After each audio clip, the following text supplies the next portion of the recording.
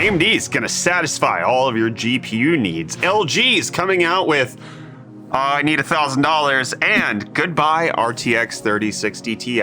We hardly knew you. Let's get into the hot news, everybody. I'm your Brett host. We're going to be going over the hottest tech news that I can find on the internet while you enjoy your breakfast. And today's top story is a report coming out of my drivers discussing the supply of the RX 7900 series GPUs. Because if there's one thing that gamers love more than not having affordable GPUs, it's not having GPUs at all. So wondering what the stock supply issue is going to be with the regards to AMD's next generation of GPUs has been at the forefront of many people's minds, and my drivers is indicating that AMD actually put in more orders because they want to meet the demand of all of the gamers out there. And if you remember yesterday's episode of Hot News, we talked about the RTX 4080. There's a ton of stock at a lot of different places of those cards, specifically because they're way overpriced, and AMD is getting ready to launch something that should be very competitive with it. So a lot of hope is being rested in these GPUs, and according to the report, there should be at least as much as what Nvidia had for the 40 series, if not more. According to the most recent reports, Nvidia sold about 160,000 of their RTX 40 series GPUs, but that is not how many they had on launch day. But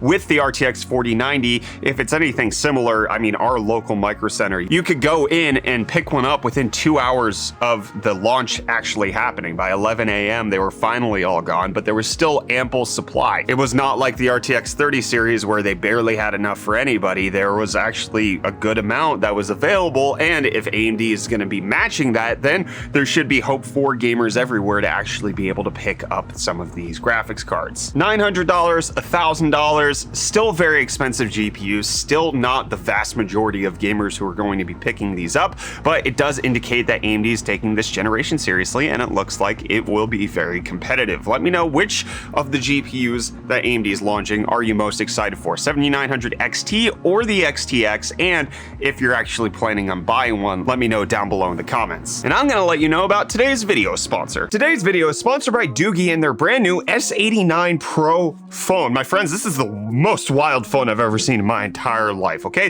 This is a 6.3-inch phone which has a ton of features. It's got the Helio P90 octa-core processor at 2.1 gigahertz. It's got a triple camera setup, a 64 megapixel main with an 8 megapixel secondary camera, a 16 megapixel front camera, and the most important thing, a 20 megapixel Sony IMX350 night vision camera on the back right here. If you want to see in the dark, my friends, this is how you do it. This is a picture I took with my iPhone 14 Pro with all of the lights off here in the studio, and then this is the exact same photo with the S89 Pro in dark conditions. But on top of that, this phone is an absolute beast. It's got 8 gigs of RAM, 256 gigs of storage, IP68, IP69K, MIL STD 810H certification, as well as having a side fingerprint recognition with Corning Gorilla Glass and Android 12.0. But didn't mention the biggest thing is a 12,000 milliamp hour battery for this thing to last you essentially as long as you need it to. And it also supports 65-watt fast charging, so in case you do drain that battery after being out for several days, you can charge it up right quick. And it also has a versatile breathing light setup on the back to alert you of charging status, as well as any notifications that are coming in, and help to amplify the design of the phone. The S89 Pro has a huge amount of features if you're looking for something that can see in the dark, can last you a long time, and kinda looks like Batman. Check out the S89 Pro at the link in the video description. Big thanks to Doogie for sponsoring today's video. You know what's better than a phone with 12,000 milliamp hours? A computer case that's a fish tank. And I don't mean it's actually mineral oil in a fish tank. It's actually, there's fish on top of it. We talked about this several months ago. This is the Metal Fish Aquarium PC, which some people have actually gotten to be able to check out, where you do put liquid on the top and then the bottom is actually a gaming PC, micro ATX. You can fit a 2-slot GPU in there, but you can put fish on top. It's a separated thing. Some of the details to note, according to the people who got to test it out, is that the acrylic's not in great condition. It's super heavy. It's going to be like 53 pounds after you fill it up with water. You have to choose between RGB lights or actually an insulation pad to go between the computer and the fish tank. The LEDs that are for the fish tank aren't actually controlled by the computer, and so it's a little iffy, but they did find that the chassis rose 1.4 degrees Celsius after 30 minutes of load without any water in it and without the insulation sheet in place. So it's hard to know whether or not you're gonna actually heat up your fish that are in there. It likely will have something, but without it being done with the insulation sheet, it's kind of hard to say exactly. I still kind of want one.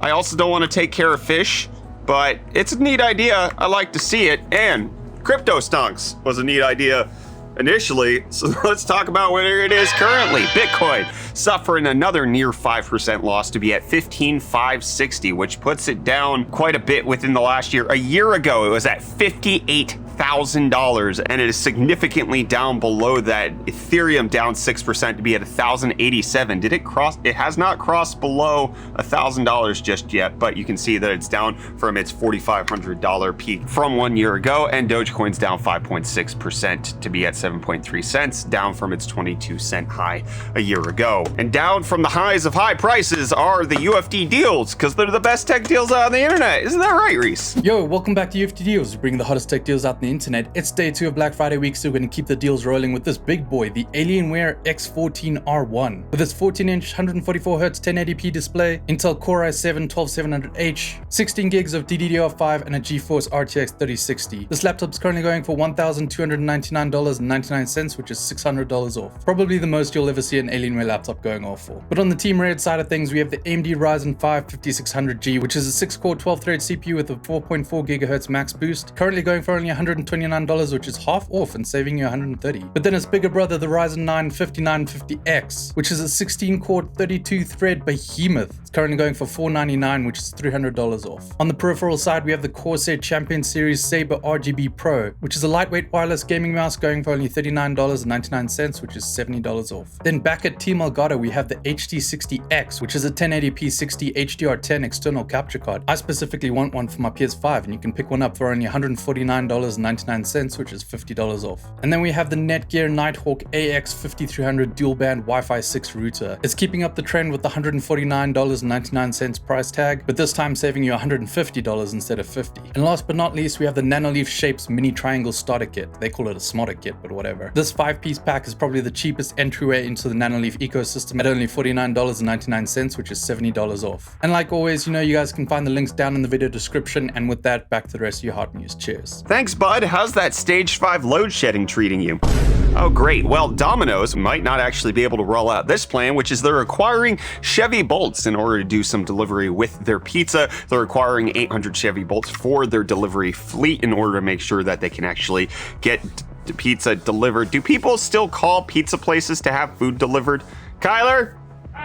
Do you call a pizza place and have them deliver? Is that like a normal thing now? I don't call people. I'm 25. Do you use Domino's? No, I use DoorDash. That's what I thought. I use an app. I don't use Domino's. Well, Domino's wants you to get their food because they're delivering with Chevy Bolts. They're saying that they've always been on the cutting edge of pizza delivery, and electric delivery cars makes sense as vehicle technology continues to evolve, and they've made a commitment to net zero carbon emissions by 2050, which is in 28 years. That's a long time. That's a whole more than Kyler's been alive. Anyways, in terms of EV technology, Tesla's expected to make a gigantic order with TSMC in order to become one of their largest customers for their next-gen AI self-driving chips.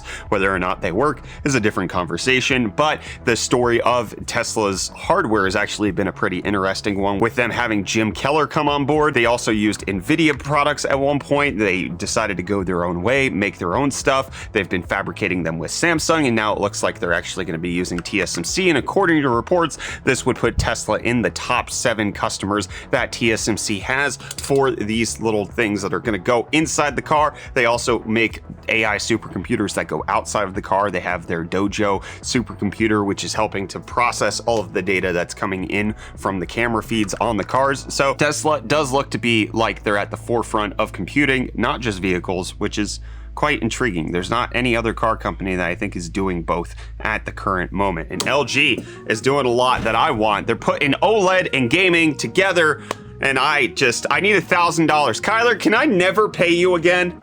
I still can't hear you. I'm just going to say yes. I've had phones on. Okay. I can't hear anything. All right, I'm gonna buy this LG Ultra Gear 27-inch 1440p 240 hertz monitor. It's amazing. It's OLED 240 hertz. It only has DisplayPort 1.4a, which, like, for all of the hullabaloo that AMD made at their announcement of their RX 7000 series GPUs, displays still aren't using DisplayPort 2.1, so like it's future-proof, but it's also like it's not relevant right now. This monitor looks to be everything that I want. 27-inch 1440p 240 hertz. Some people would want 4K, but you're not going to get that refresh rate for that. $1,000 is the anticipated price from LG, which is still very expensive. Not something I'm likely going to swallow the price point on, but oh boy, do I want it. Do I want it so bad? And LG wants you to say that about their car speakers because they're going to be debuting these at CES. They're little vibrating panels that you stick in the car. They're supposed to be much smaller than traditional speakers, weigh only 1.4 ounces, and measure very, very small. They're 10% as thick as a typical car speaker and 30% of the weight. You can see that it's as big, allegedly, as a passport, and you can put them all around. It uses oscillation and vibration, which, I mean, that's technically how all audio is. It's vibration, but it's the panels vibrating itself rather than like a cone or anything. My audio terms are not up to snuff. Regardless, they're going to be showing it off at CES. Whether or not this is going to make its way into cars, it remains to be seen. Most car audio isn't very good, so if it's like mediocre, then it's fine. It could go on a Honda, no problem. And NASA is going to the moon, no problem. Orion doing a flyby, going 81 miles above the lunar surface. They had a live stream of the whole thing with telemetry-driven animation. This is not the actual Orion probe. This is just an animation of it. This is part of the plan for Orion to get into the retrograde orbit around the moon, and part of the plan for everybody who's a billionaire to leave the Earth and go set up a colony on the moon. And NVIDIA wants you to go set up a colony in your PC without GDDR6 on your 3060 Ti, because it's being reported that the GDDR6X version of the 3060 Ti is going to replace the original version that was made. This is a graphics card that got launched within the last month or so. It does appear like NVIDIA is trying to get rid of the stock of the RTX 30 series cards, as well as potentially some GDDR6X memory, and so this is likely going to phase out the original 3060 Ti so that you can continue to buy it. You don't ask for a 4060 or 4070 because you get this. You get nothing else. You deal with what they give you. This is the card you buy. Do you understand us? You're going to enjoy something from 2 years ago. No exceptions. And I'm the exception to the rule of hot news being here because it's done.